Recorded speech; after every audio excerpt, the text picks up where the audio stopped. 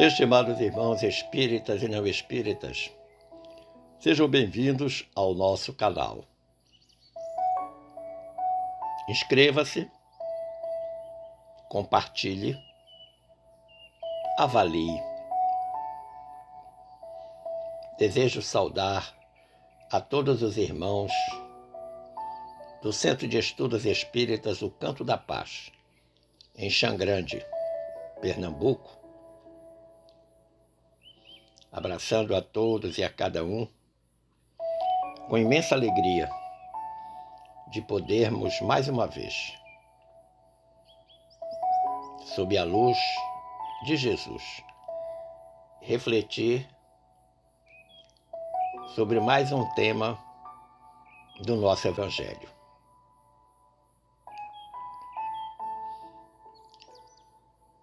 Manda-lhes dizer a benfeitora Glorinha: retirado o véu do aparente jogo de palavras deste título, o título da palestra é Trabalhar Servindo e Servir Trabalhando. Encontraremos o sentido da vida nos verbos servir e trabalhar. Se o primeiro, servir, indica boa vontade e desprendimento, o segundo, trabalhar, estabelece a única forma de dizer-se o que se veio fazer na existência corporal. Pensemos nisso. Pensemos com sabedoria, com prudência, com calma, com paciência.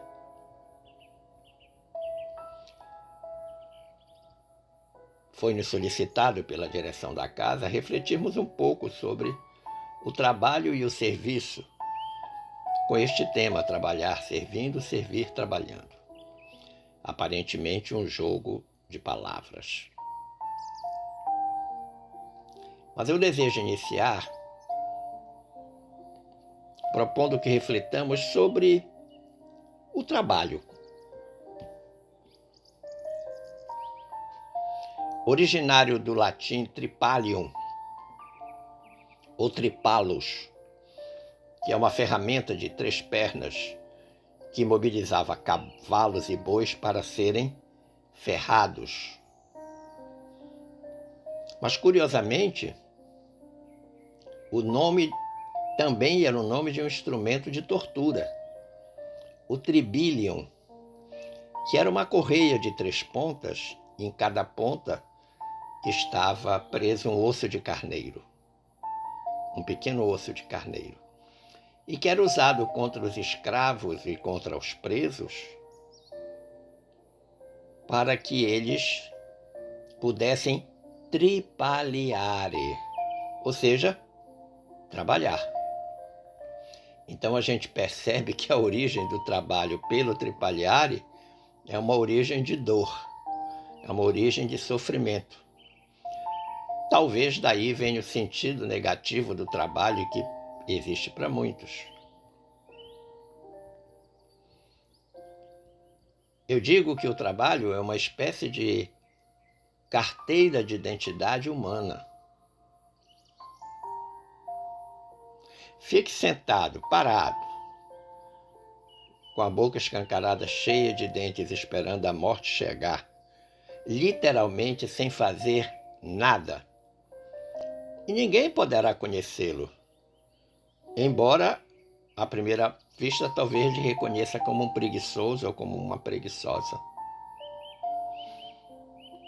Nós precisamos fazer algo para darmos conta do que somos. Conceitualmente, e aí do ponto de vista antropológico, sociológico, econômico, o trabalho é um conjunto de atividades produtivas ou criativas que o homem exerce para atingir um determinado fim. E são exatamente essas duas características, essas duas qualidades, produtiva e crítica, ou melhor dizendo, criativa, produtiva e criativa, são essas duas características que assinalam a importância do trabalho.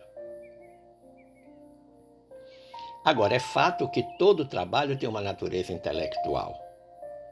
Por quê? Porque ele é pensado, porque ele é planejado. E tem uma natureza física quando ele é executado. Então, essas duas naturezas, intelectual e física, coexistem em cada um de nós. Pensemos agora sobre o serviço, substantivo que representa a ação do verbo servir. Todo aquele que serve realiza um serviço. Etimologicamente, podemos considerar serviço como dar de si algo em forma de trabalho. Ou ainda podemos considerar o exercício, o desempenho de qualquer atividade.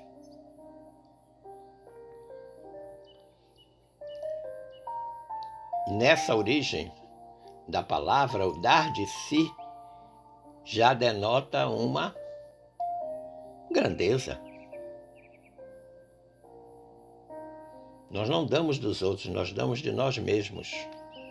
Com a nossa boa vontade, com a nossa inteligência, com a nossa força, com a nossa resistência, com a nossa capacidade de realizar. Existem serviços compulsórios, como por exemplo o do trabalho remunerado. Você trabalha como médico, como dentista, como gari, como policial, como padeiro, como vigilante. E ao final de 30 dias você recebe a remuneração dos serviços que você prestou naquela atividade que desempenha. Mas existem serviços não remunerados, que nós chamamos de serviços voluntários, e que exprimem de uma certa forma a vocação de caridade material, moral e espiritual que alguém pode exercitar. Quantos voluntários, conhecidos e anônimos, existem mundo afora, dando uma parte do seu tempo, da sua inteligência, da sua força de trabalho em favor do próximo, em favor de uma causa nobre. Mas a grande pergunta é: como é que se trabalha servindo e se serve trabalhando? Já que é o título da reflexão. Eu penso que aqui nós precisamos transcender as conceituações filosóficas e materiais e mergulhar no aspecto espiritual do servir. E aí, para ajudar a nossa reflexão, eu vou recorrer ao benfeitor Emmanuel, que numa frasezinha de 3 palavras, de 4 palavras, ele diz tudo. Está lá no capítulo 24 da obra Urgência. Olha o título da obra, Urgência. Esse capítulo 24, o título dele é Ama Servindo. E no final do capítulo, Emmanuel diz assim: amando e servindo, vencerás.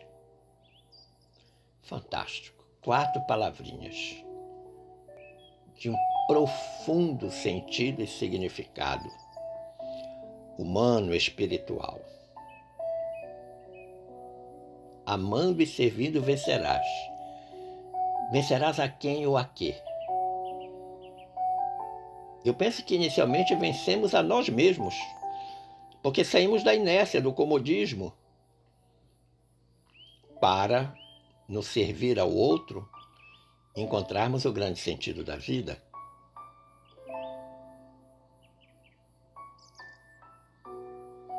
Então a gente encontra nesta frase do Emmanuel o elemento essencial na tarefa do servir, que é o amor.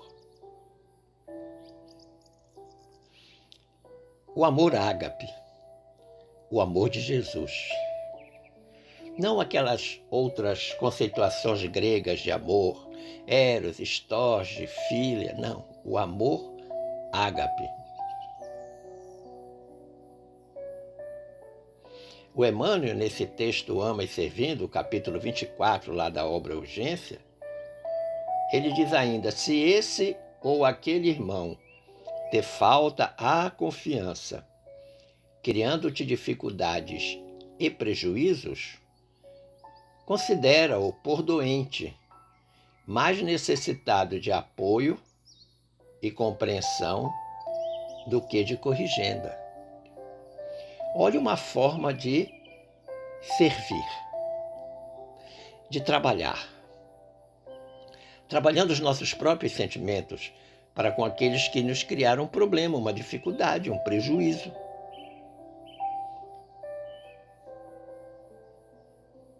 No mais das vezes, nós ficamos aborrecidos, chateados, indignados.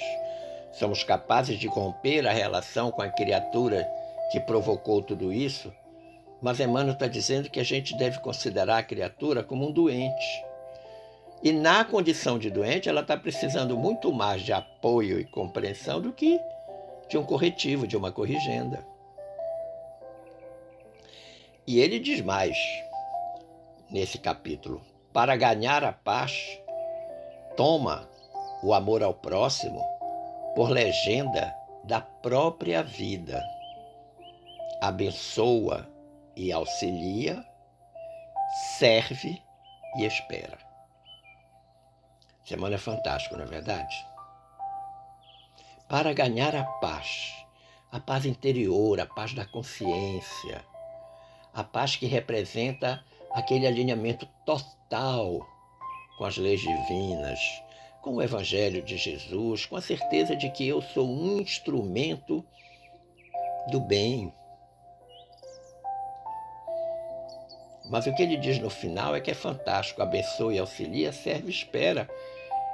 4 verbos: abençoar, auxiliar, servir, esperar, que dão a exata dimensão de todas as fases que devem estar presentes num trabalho realizado em favor do próximo. Você já tinha pensado nisso? Todo o trabalho que nós fazemos, sempre vão estar presentes esses verbos: o abençoar, o auxiliar, o servir e o esperar. Abençoar.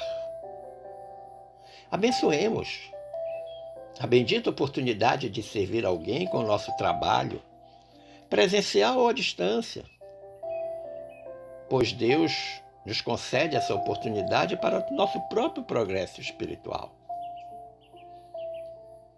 Quando aparece algo para nós fazermos em favor do próximo, é uma oportunidade que Deus está dando para a gente. Auxiliar. O que pensar do verbo auxiliar na execução de um trabalho qualquer? Auxiliemos. Auxiliemos sem ferir a dignidade alheia, com sutileza e caridade espiritual, evitando qualquer constrangimento para o auxiliado. Que muitas vezes nós até ajudamos, até auxiliamos, mas cobramos um preço alto daquele que está sendo auxiliado. Deixamos ele muitas vezes constrangido. Olha, presta bem atenção, hein? Essa é a última vez. Eu espero que você servir. Sirvamos. Sirvamos como se a nós mesmos estivéssemos servindo. E aí, 3 características ou 3 condições são essenciais: a dedicação, a grandeza e o devotamento. Não esqueçamos que o primeiro beneficiado na ação do bem é aquele que pratica a ação do bem. E finalmente o verbo esperar. Esperar como sinônimo de esperança, aguardando a oportunidade bendita para empreender a ação. Porque eu tenho esperança do verbo esperançar, que é outra coisa. Mas aí é preciso que nós tomemos cuidado. Porque às vezes, sob o manto de esperar a melhor hora, a gente perde o trem da oportunidade. Não, amanhã eu faço, depois da manhã com certeza, semana que vem. Não, agora eu estou com muitas coisas para fazer, estou muito ocupado, mas eu vou, em algum momento, eu vou arranjar tempo e vou fazer, vou servir. Espera um pouco. Este senso de aproveitar bem a oportunidade é desenvolvido quando a gente se acostuma a examinar as circunstâncias, os fatos, com isenção de ânimo, sem qualquer forma de julgamento, colocando-nos como sujeitos daquela circunstância e perguntando a nós mesmos o que eu desejaria que me fosse feito agora que eu estou vivendo essa circunstância. Em diversos textos de Emmanuel, esse benfeitor associa o servir como expressão de amor. Numa outra obra, intitulada Alma e Coração, lá no capítulo 2, o capítulo 12, o título dele é Amarás servindo. O verbo está no futuro, amarás. E o Emmanuel diz assim: ainda quando escutes alusões em torno da suposta decadência dos valores humanos, exaltando as forças das trevas, farás da própria alma lâmpada acesa para o caminho. Muitas vezes a gente fica parado sem ajudar, sem fazer nada, sem servir, porque não adianta, é um caso perdido, não vai dar certo. Talvez essa figura aí nem mereça. Vamos deixar como está para ver como é que fica. Muitos dizem isso. E aí, nesse momento, a gente acaba dando espaço e guarida às trevas. Quando, na realidade, o Emmanuel está propondo que a gente se torne uma lâmpada acesa para o caminho. E aqui vale a pena nós recordarmos aquele conselho, melhor dizendo, de Jesus, né? Vós sois a luz do mundo. Para que serve a luz? Para clarear o caminho. Mesmo que em nosso derredor tudo seja treva e desolação, ainda assim, sejamos a luz da esperança que clareia o caminho dos deserdados da fé. Essa é a nossa obrigação ético-moral. Esse deve ser o compromisso da nossa religiosidade. O Emmanuel, ainda nesse capítulo Amarás Servindo, lá da obra Alma e Coração, ele diz assim: mesmo quando a ambição e orgulho te golpeiem de suspeitas e de rancores, o espírito desprevenido, amarás servindo sempre. Observemos que Emmanuel faz referência a espírito desprevenido e que nos remete a uma grande lembrança de um conselho de Jesus: orai e vigiai. Isso como meta essencial da paz no coração, essa paz que vai provocar sentimentos de amor, com os quais nós alcançaremos o nosso próximo em nosso esforço de servir. Orai e vigiai os pensamentos, vigiai os sentimentos, exatamente para não sofrermos o assalto espiritual, para que as trevas nos envolvam. E quando é que as trevas não nos envolverão? Quando nós estivermos em estado de prece, quando nós verdadeiramente nos tornarmos luz do mundo. Diz ainda o Emmanuel: quando alguém te aponte os males do mundo, lembrar-te-ás dos que te suportaram as fraquezas da infância, dos que te auxiliaram a pronunciar a primeira oração, dos que te encorajaram os ideais de bondade no nascedouro, e daqueles outros que partiram da terra, abençoando-te o nome, depois de repetidos exemplos de sacrifício, para que pudesses livremente viver.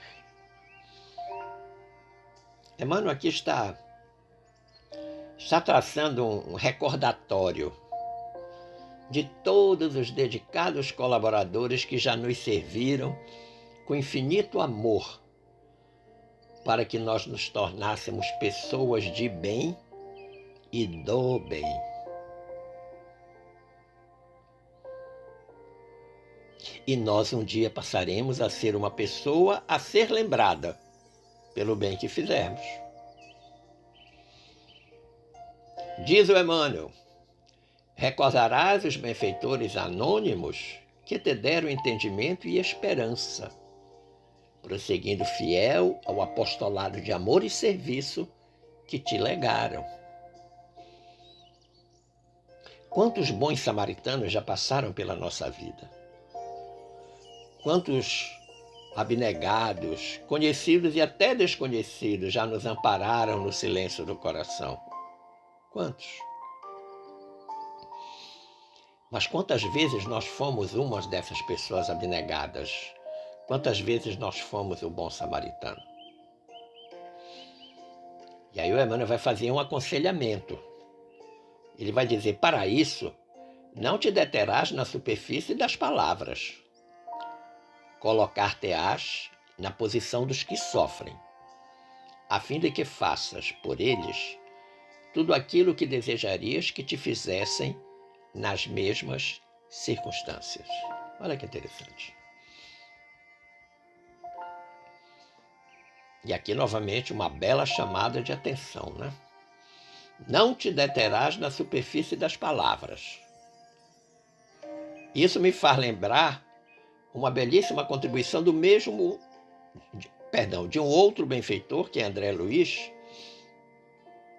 lá na página 7 da obra Mãos Marcadas. O que é que o André Luiz diz nessa obra Mãos Marcadas? Ele diz: não diga que você pratica as lições do Evangelho ante a luz do Espiritismo simplesmente por debater-lhe os problemas. Olha que interessante. E diz mais o André Luiz: a palavra edificante é uma bênção do céu, mas há sonâmbulos do verbo notável sem serem loucos. Falam de maneira brilhante, embora dormindo, e todos podemos sofrer semelhante calamidade. Em nosso testemunho de aplicação com Jesus, é preciso fazer algo. Acorde, pois, trabalhando. Lembre-se de que o próximo espera por seu auxílio. Mexa-se, de algum modo, para ajudar. Que aconselhamento fantástico este do André Luiz, na página 7 da obra Mãos Marcadas, que eu recomendo a leitura. Simplesmente fantástico.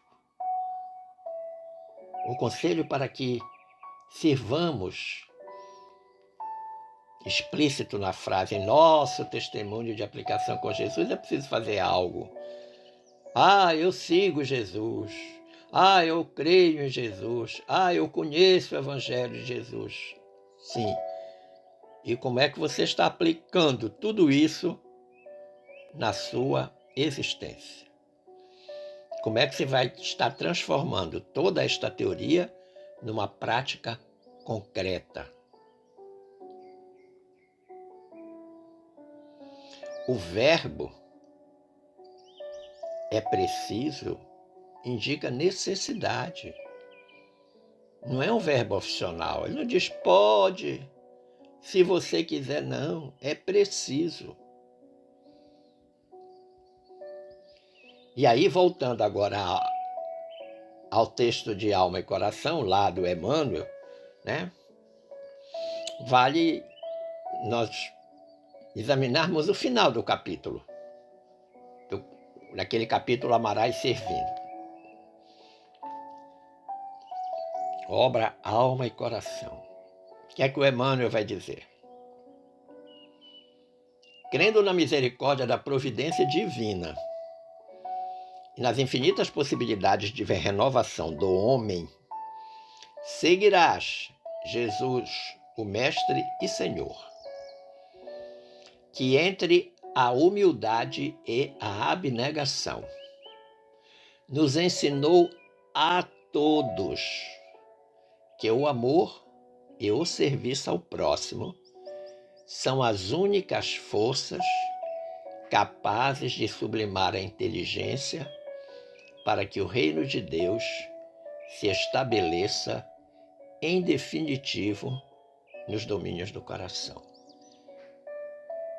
Simplesmente fantástico. Primeiro porque o Emmanuel faz um apelo a algo que é fundamental, crendo na misericórdia da providência. E ao mesmo tempo que se crê nesta misericórdia da providência, se crê também nas possibilidades que todos nós temos de nos renovarmos. E aí ele vai dizer o que Jesus fez e que nós devemos fazer.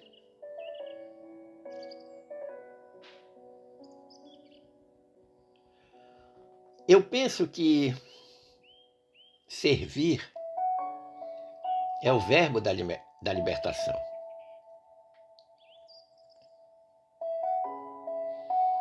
E aí vale a pena nós recordarmos no Evangelho de Mateus, uma fala de Jesus, capítulo 20, versículo 28, uma frase histórica de Jesus acerca do servir, quando em determinado momento, Jesus, bem como o Filho do Homem não veio para ser servido, mas para servir.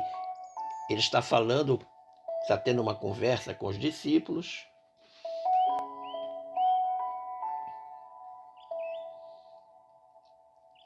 e ele dá este exemplo.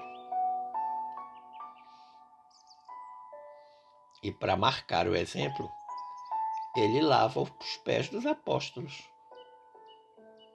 naquilo que nós chamamos de Quinta-feira Santa.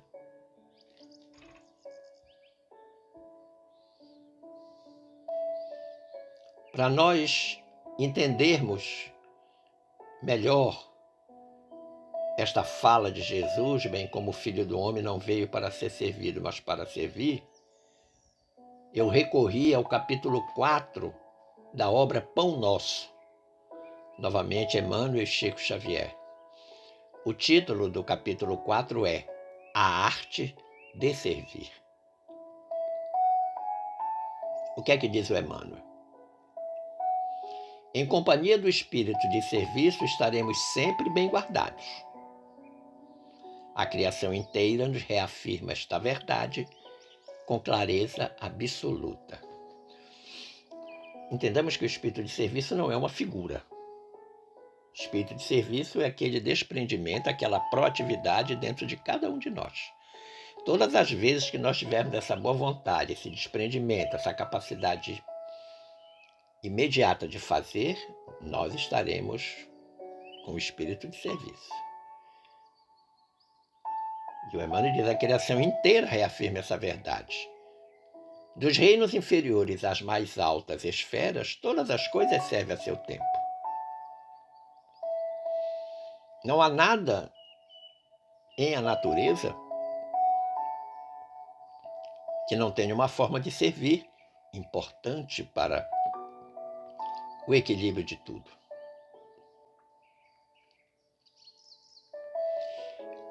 O Emmanuel diz: a lei do trabalho, uma das leis morais, lá da parte terceira do Livro dos Espíritos, a lei do trabalho, com a divisão e a especialização nas tarefas, prepondera nos mais humildes elementos, nos variados setores da natureza. Eu gosto muito de ver o trabalho das formigas, pela organização, pelo sentido de hierarquia, pela objetividade.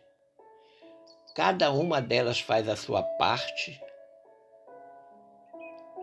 Eu costumo dizer, não para conversar uma com a outra, atrasando a fila.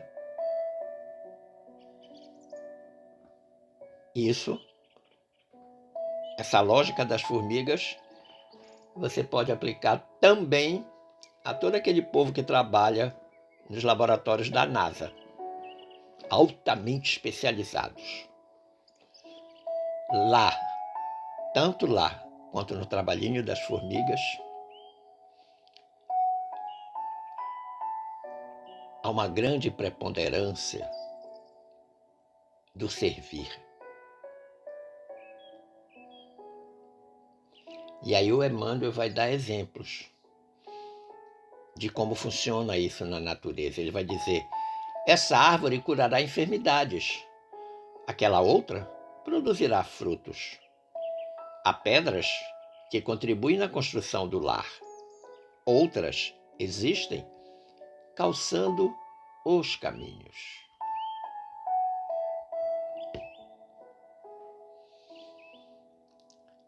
Talvez você tenha ficado com alguma dúvida em relação à expressão em companhia do espírito de serviço estaremos sempre bem guardados. Não obstante eu ter explicado, ainda que de forma superficial, o que significa espírito de serviço, mas aí, na obra Os Mensageiros, lá no capítulo 3, intitulado No Centro dos Mensageiros, ou No Centro de Mensageiros, o André Luiz faz uma observação extremamente importante para a gente entender esse espírito de serviço. Ele diz assim: pode a enxada ser excelente,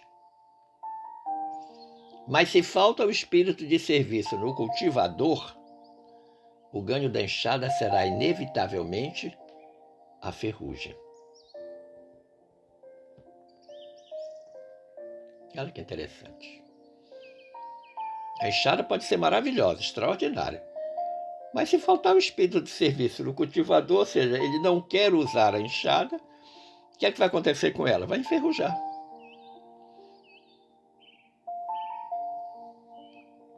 E esse pensamento do André Luiz casa perfeitamente com uma afirmação do Chico Xavier contida lá na obra A Sombra do Abacateiro. É uma obra famosa do Chico.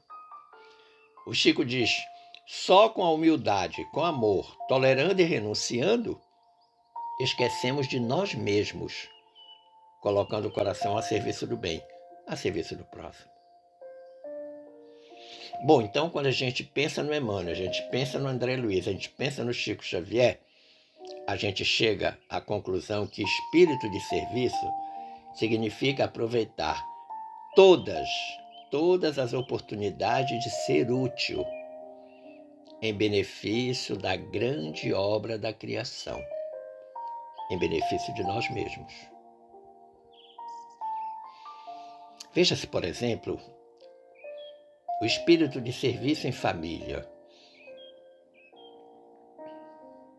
Afora aquelas tarefas próprias do dia a dia familiar, mas ele pode ser operacionalizado quando nós suportamos com resignação e afeto a incompreensão, as ofensas, as indiferenças do cônjuge, dos filhos.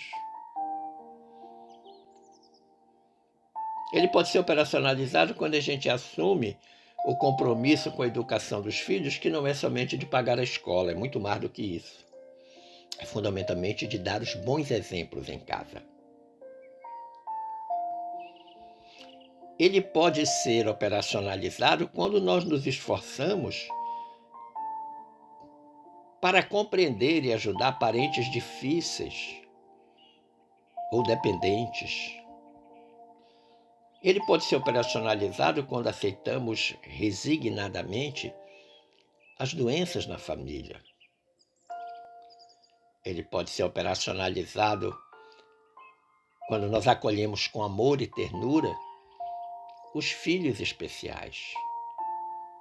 Ou seja, não falta oportunidade de nós manifestarmos o nosso espírito de serviço. Recordemos então uma célebre frase de Emmanuel, que está na obra Fé, Paz e Amor. O Emmanuel diz: o templo doméstico é uma bênção do céu na terra, porque dentro dele é possível realizar o verdadeiro trabalho de santificação. Absolutamente extraordinário. Mais do que aquele laboratório de ajustes e reajustes do ponto de vista espiritual, o Emmanuel está considerando o lar como uma bênção do céu na terra.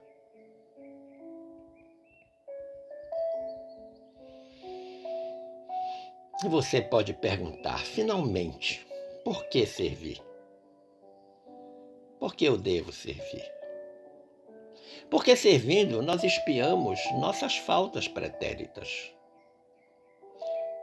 como também as nossas faltas presentes. Porque servindo, nós esquecemos nossas próprias dores. Porque servindo, nós atribuímos mais significado e sentido à vida. Vamos lembrar lá do Viktor Frankl, no sentido da vida.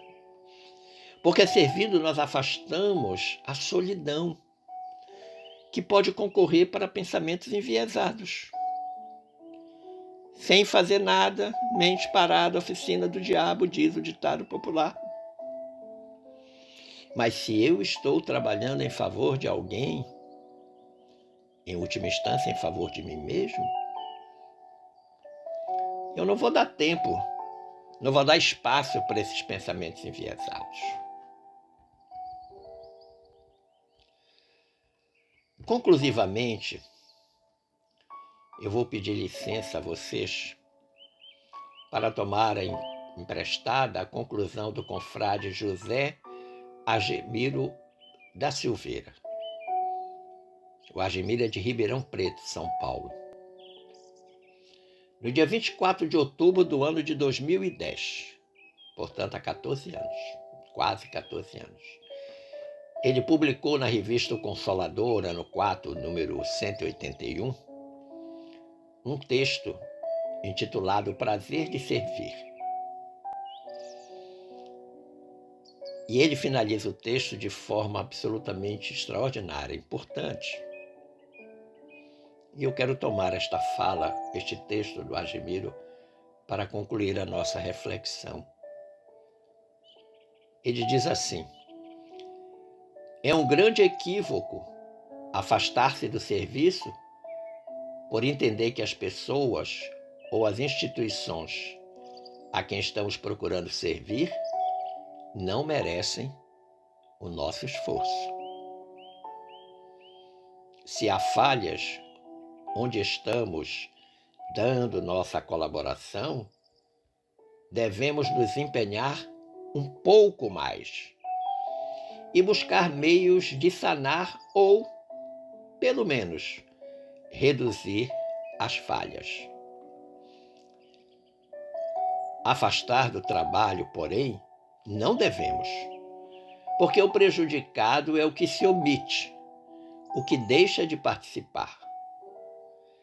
A sabedoria popular nos alerta: se a brasa se afastar do braseiro, ela se apaga. Para manter a chama, carece do calor das outras brasas. Muito oportuno, muito sensível esse aconselhamento com o qual o Argimiro fecha o seu texto O Prazer de Servir. E principalmente quando ele usa esse exemplo da sabedoria popular, né? Se a brasa se afastar do braseiro, ela apaga. Sim, porque ele está mostrando uma coisa fundamental também no servir, que é a solidariedade. Quando ele diz que uma brasa precisa do calor das outras brasas para continuar acesa. Eu espero, meu amigo, minha amiga, que tenha sido possível compreendermos o que significa trabalhar servindo e servir trabalhando. Mais do que um jogo de palavras, é uma profissão de fé. Agradecendo o carinho da atenção e das boas vibrações dispensadas, eu desejo que fiquemos todos em paz com Jesus. Forte abraço!